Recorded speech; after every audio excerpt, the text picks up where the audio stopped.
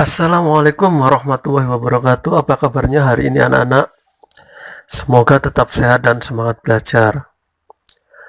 Kali ini kita akan belajar lagi tentang PLH, yaitu pendidikan lingkungan hidup, dengan materi dampak perilaku negatif dan pemulihan kerusakan lingkungan yang ditujukan untuk kelas 6.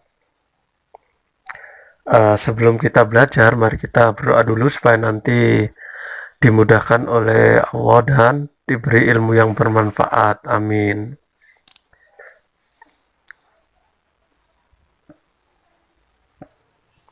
Ya anak-anak, dalam materi kali ini tujuan pembelajarannya adalah yang pertama, siswa mengenal dampak lingkungan akibat perilaku negatif. Siswa dapat menyebutkan cara pemulihan kerusakan lingkungan.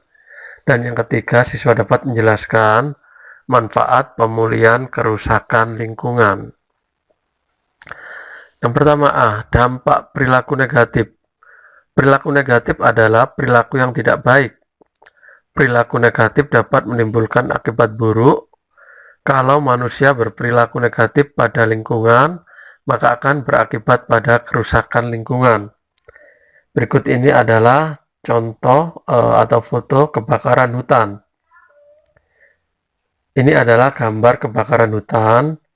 Hutan terbakar karena perilaku negatif manusia. Perilaku negatif ada yang dilakukan secara sengaja dan ada yang dilakukan secara tidak sengaja.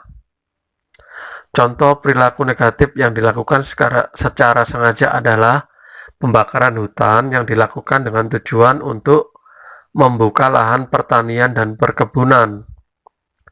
Mereka menganggap bahwa membakar hutan itu bisa cepat dan murah, sehingga tanpa harus susah payah menebang pohon untuk mendapatkan lahan pertanian dan perkebunan. Contoh perilaku negatif yang tidak sengaja adalah orang yang membuang puntung rokok di hutan. Hal ini sering dilakukan oleh para pencari hasil hutan. Selanjutnya, puntung rokok yang masih hidup membakar daun dan ranting kering. Akibatnya hutan jadi terbakar. Api menjalar dan membesar karena dibantu oleh tiupan angin. Perilaku negatif lain adalah pembuangan sampah secara sembarangan. Mereka membuang sampah tidak di tempat sampah, tetapi mereka membuang sampah di pinggir jalan.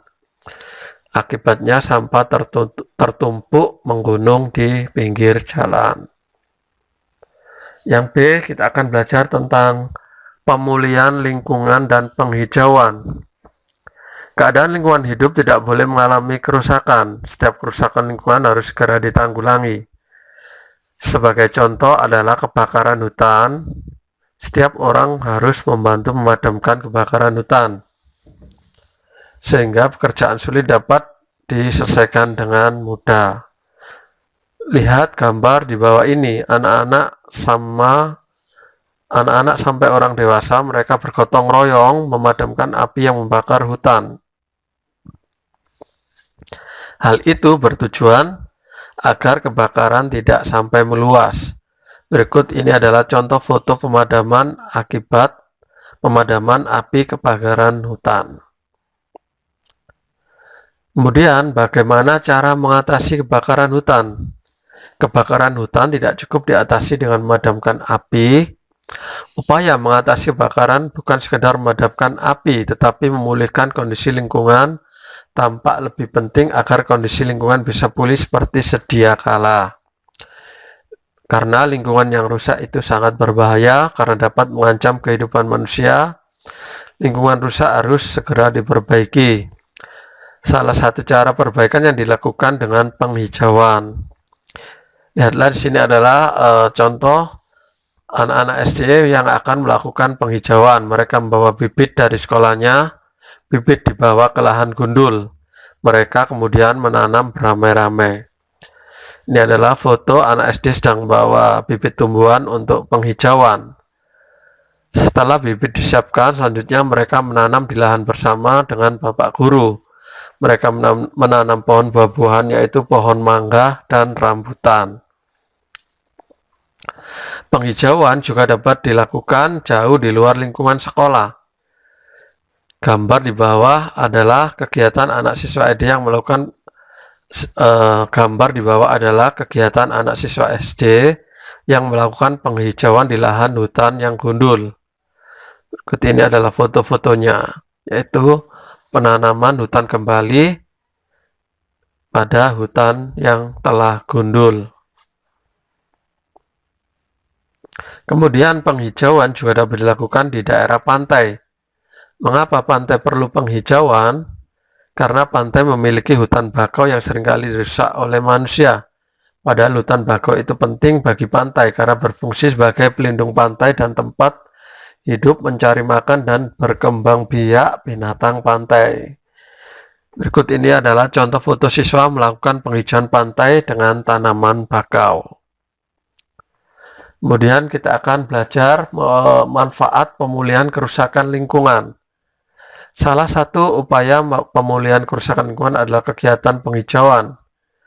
Penghijauan merupakan upaya menanami kembali lahan yang telah gundul. Penghijauan juga bertujuan mengembalikan lahan agar bisa hijau seperti sedia kala.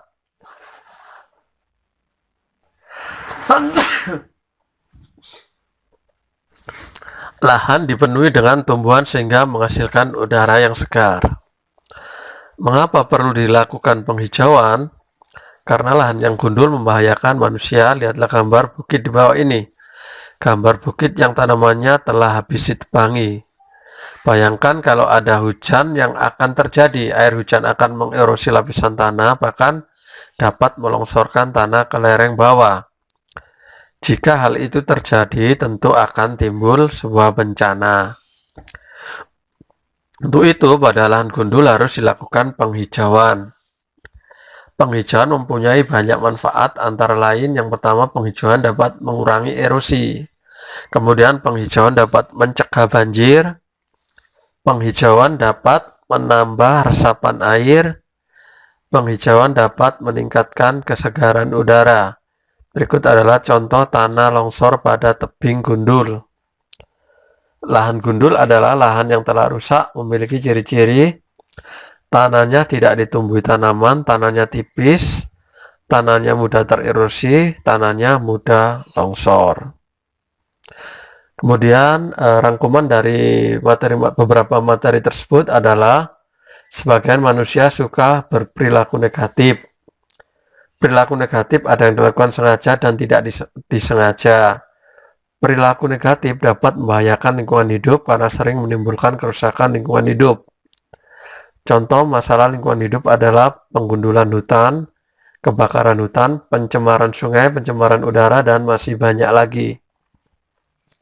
Kerusakan lingkungan ini harus segera dipulihkan agar tidak mengganggu kehidupan manusia. Salah satu contoh pemulihan kerusakan lingkungan adalah tindakan penghijauan hutan dan hutan bakau. Tindakan ini merupakan bentuk perilaku positif sehingga dapat mengurangi akibat buruk dari perilaku negatif.